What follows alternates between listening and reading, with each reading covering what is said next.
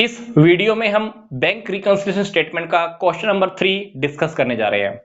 तो क्वेश्चन को शुरू करने से पहले मैं आपको बता देता हूं कि रियलिटी में हमें क्वेश्चन में सिर्फ बैंक रिकंसिलिएशन स्टेटमेंट ही बनानी होती है, पर क्वेश्चन क्योंकि आपको बहुत अच्छे से समझ में आ जाए इसलिए मैं कैश बुक और पासबुक के एग्जाम्पल आपको साथ साथ क्लियर कर रहा हूं, ताकि इन दोनों की क्लियरेंस के साथ साथ आपको बीआरएस स्टडी करना, बीआरएस को प्रिपेयर करना और भी ज्यादा इजी हो जाता है।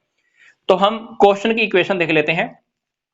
क्वेश्चन की इक्वेशन के अकॉर्डिंग हमको कैश बुक का बैंक बैलेंस दिया हुआ है, बैंक कॉलम का हमको बैलेंस दिया हुआ है, दैट इज 8250। तो डेफिनेटली हम अपने क्वेश्चन की शुरुआत कर लेते हैं 8250 और आगे आप लिख सकते हो debit balance as per cash book. Cash book के अकॉर्डिंग हमारा डेबिट बैलेंस है, बोले तो बैंक के अंदर हमारा अमाउंट अभी भी इतना रखा हुआ है। अब चलते हैं हमारी स्टेटमेंट नंबर 1 की ओर। Out of total cheques amounting to 8000 issued, हमने 8000 रुपए के चेक इशू किए थे।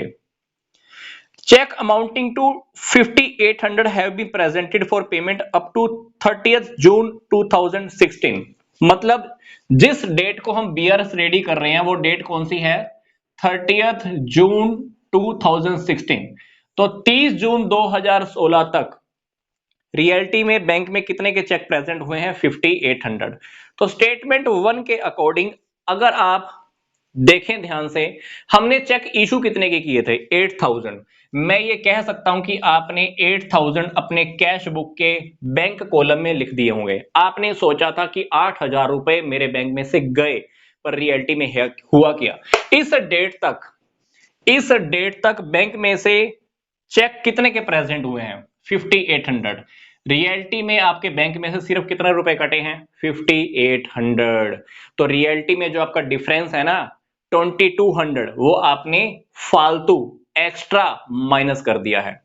सोचकर देखिए, आपको तो लगा था कि 8000 चले जाएंगे, पर रियलिटी में गए कितने हैं? 5800। तो रियलिटी में आपको 2200 वापस प्लस कर देने हैं, पर प्लस आप यहां पे तो कर नहीं सकते। कहां पे करेंगे? बीआरएस के अंदर। तो 2200 आप यहां पर प्लस आइटम्स में रिप्रेजेंट कर दीजिए और आगे आप ट्रांजैक्शन लिख सकते हैं। आगे देखिए transaction number 2। Out of total cheques amounting to 6000 send to bank for collection. मैंने बैंक में 6000 रुपए के चेक भेजे थे कलेक्शन करने के लिए। तो जिस दिन भेजे होंगे आपने 6000 रुपए तो डेबिट में लिख दिए होंगे, ये सोचकर कि आपका तो 6000 बैंक में आ गए और आपने 6000 के चेक बैंक में भेज दिए। बट आपको इंफॉर्मेशन क्या मिली कि 30 जून 2016 तक आपके बैंक में सिर्फ 4100 रुपए ही जमा हुए हैं, और जबकि आप क्या मानकर चल रहे थे? 6 के 6000 आ जाएंगे, पर आए कितने?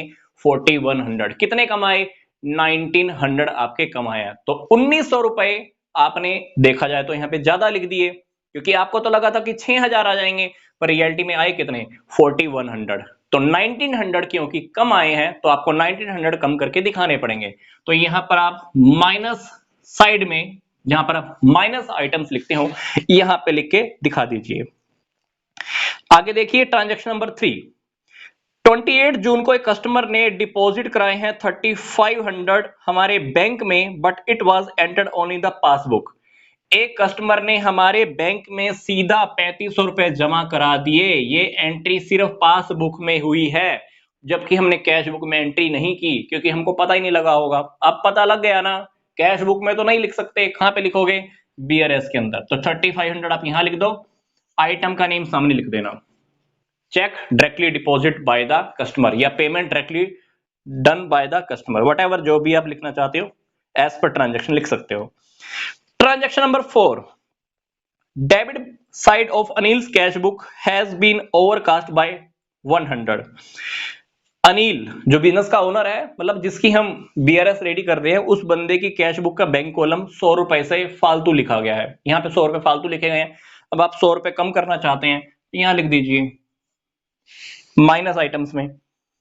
आगे देखिए item number 5। No entry has been made in the cash book for the rent of 800 paid by the bankers according to Anil standing instructions. हमने बैंक को बोला हुआ था रेंट पे करने के लिए, और बैंक ने रेंट पे कर भी दिया 800 का, 800 रुपए का। इसकी इंफॉर्मेशन हमारे पास नहीं है, हमको कैश बुक में लिखना चाहिए था, बट ये बात हमको कहां से पता चली? पासबुक से। 800 बैंक ने तो इधर तो दिखा दिए भाई मैंने आपकी तरफ से पे कर दिए, हमारे पास कोई इंफॉर्मेशन है ही नहीं, तो 800 आपको भी अपना बैंक बैलेंस कम कर देना चाहिए। यहां पे तो कम नहीं कर सकते, कहां पे कम करोगे, यहां पर बीआरएस के अंदर, तो 800 आप यहां लिख दीजिए। आगे देखिए, बैंक की जो पासबुक है, पासबुक के अकॉर्डिंग आपको पता चला कि आपको 320 का इंटरेस्ट मिला है, तो 320 का इंटरेस्ट पासबुक में कहां दिया हुआ मिलेगा, क्रेडिट में, मतलब आपका बैंक बैलेंस इंक्रीज हो गया है। अगर आपको बैंक बैलेंस इंक्रीज इधर करना होता तो कहां लिखते, इधर प्लस आइटम्स में, तो डेफिनेटली प्लस आइटम्स में आप 320 लिख दीजिए इंटरेस्ट के नाम के। इसी ट्रांजैक्शन के साथ क्या लिखा हुआ है, बैंक ने 40 रुपए चार्जेस काटे हुए हैं, बैंक चार्जेस जिसको हम कह सकते हैं, तो बैंक चार्जेस जब आपके कटे होंगे तो बैंक बैलेंस आपका कम हो गया होगा। क्रेडिट साइड में आप लिखना चाहिए था, बट यहां नहीं लिखना, इस ट्रांजैक्शन को आप यहां दिखा दीजिए 40 rupees bank charges minus items में।